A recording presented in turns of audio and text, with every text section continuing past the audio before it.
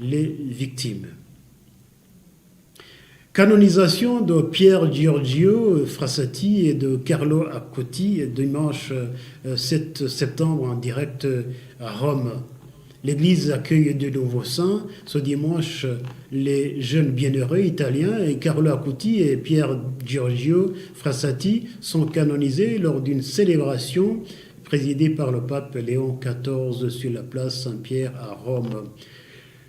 Pier Giorgio Frassati au service des pauvres. Il est né en 1901, son passionné d'alpinisme et membre actif de l'Action catholique dévoie sa vie au service des pauvres avant de mourir à 24 ans d'une poliomyélite foudroyante. Inlassablement, il a visité les maisons des plus démunis à Turin, sa vie natale, et leur a consacré tout son argent. Nourriture, bois de chauffage, achat de médicaments. Il œuvre avec humilité auprès de ceux qui en ont le plus besoin et toujours avec le sourire aux lèvres.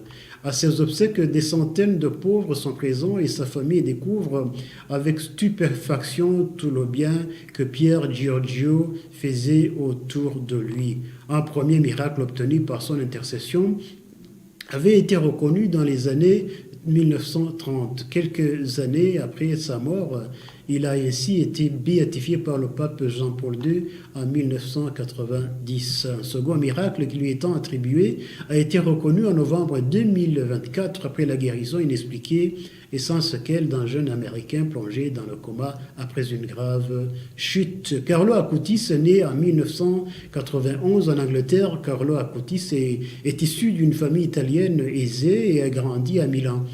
Très tôt, il a manifesté un fort amour pour Dieu. Il a d'ailleurs obtenu la permission de faire sa première communion avant l'âge prévu.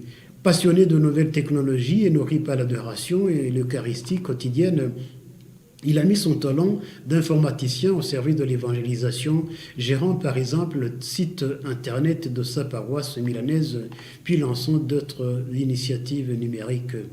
Il y atteint en 2006 d'une leucémie foudroyante. Il meurt à l'âge de 15 ans et son témoignage se répand rapidement dans toute l'Italie, puis dans le monde.